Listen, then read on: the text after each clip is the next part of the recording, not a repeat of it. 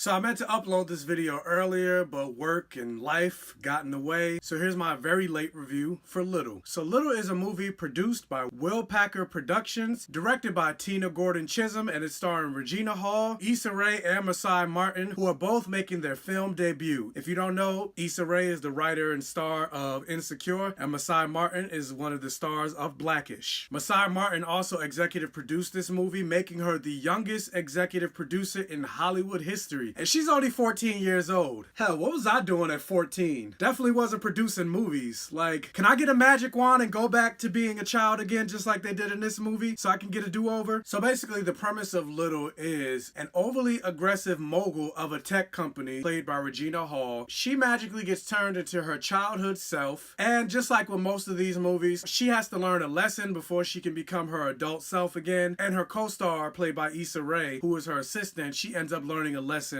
as well in this movie. And by the end, it all makes each of them a better person. Yeah, so basically this movie is just like Big, 13 going on 30, 17 again, all these other types of movies. And interestingly enough, Masai Martin said she came up with the idea for this movie after her parents showed her Big. Of course, the biggest difference between Big and this is obviously the title, Big, Little. So instead of becoming an adult, you become a child. And also, more importantly, is this type of tale is told through the lens of a black cast. One of my biggest gripes regarding fantasy or comedy type movies like this is they don't star or involve black people. So when I saw the trailer for this movie, I was pretty excited. Plus the trailer looked like it was pretty interesting. Like, I had some laughs in the trailer and I was like, yeah, not only did I enjoy the trailer, but I'm also a fan of these actors, so I was in. Plus I'm a fan of Florida A&M University alum Will Packer. I've seen a great deal of his movies and for the most part I enjoy them. So like I mentioned before, I'm a fan of Regina Hall. Going all the way back to her first film, The Best Man, I feel like the character of Jordan was just so over the top that she didn't feel real to me. And this has nothing to do with Regina Hall's acting. Like, in terms of just a pure acting standpoint, I thought Regina Hall was great. But the characterization of this character, like, I was sitting in the theater the whole time just like, she just doesn't feel real to me. Like, I get it's a comedy, and a lot of times there are many comedies that have over-the-top performances, but for this particular world, it feels like this over-the-top performance just didn't work. Like, it feels like they were trying to take Miranda Priestley from Devil Wears Prada and kick it up to an 11. And like I said, for me, it just didn't work. Like, there's a scene, this might be a mild spoiler, but there's a scene in the beginning of the movie that they establish she really loves her car. And I'm terrible at cars, so I can't even tell you what type of car it is, but she really loves her car to the point that she won't let anybody else drive it, she won't let anybody else sit on it or anything like that. But yet, when she gets in the car, she starts driving, she drives completely recklessly like this is a Fast and Furious movie, and she's cutting in front of people, running red lights and stuff, and like she's cackling like she's Cruella de Vil. And I was just like, I feel like a character like this wouldn't do that, so it just didn't work. And I just felt like they've just put that scene in there just to play it up for the laughs, but not play it up for laughs in a way that makes sense. And overall, I feel like there were a lot of moments like that in this movie, that they would just have stuff to play it up for the laughs or just to have the moment, but in a way that didn't make sense for the world. For example, another scene, and this is in the trailer, so this isn't a spoiler, but there's a moment where Luke James, he plays the adult version of Jordan's boyfriend, and he sneaks into her apartment to surprise her with a little striptease, and the movie shows him dancing for like a good 3 minutes. And then once that's over, once the dancing is over, he sees the younger version of Jordan, and then he sees Issa Rae's character, and then he's like freaking out, fumbling, trying to find his clothes, and he's like, oh my god, who are you guys? What are you doing in here? But yet, it didn't make sense to me because the whole time he was dancing, he was not so far away from them that he couldn't see that the adult version of Jordan wasn't there. And on top of that, Issa Rae was making little comments while he was dancing like,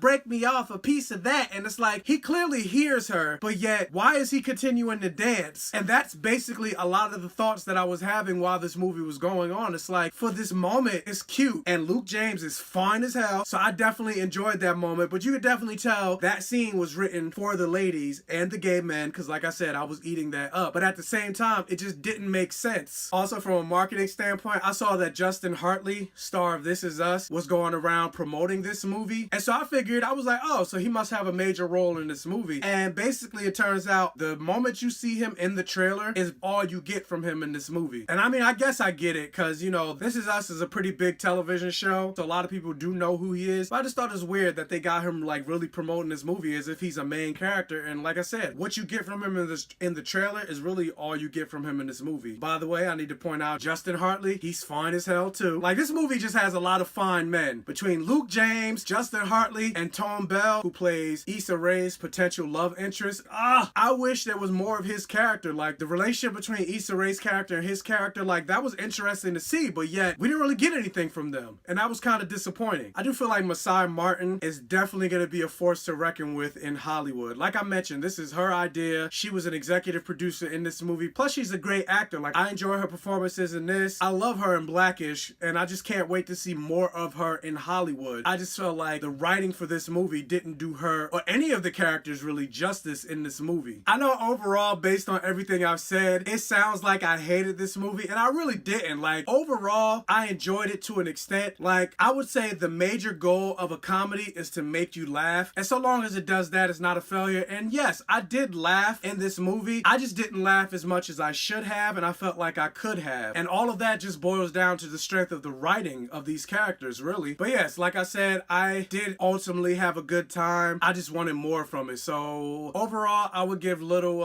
it is what it is. So, did you guys see Little? Did you enjoy Little? Did you not enjoy Little? Did you love it? Did you hate it? Let me know down in the comment section below. Also, be sure to give this video a like. It'll really help out the channel. And check out my other videos. And if you like what you see, please subscribe for more. Also, be sure to check out the description box below. Get links to my social media platforms and follow me there. And as always, I'll catch you guys next time.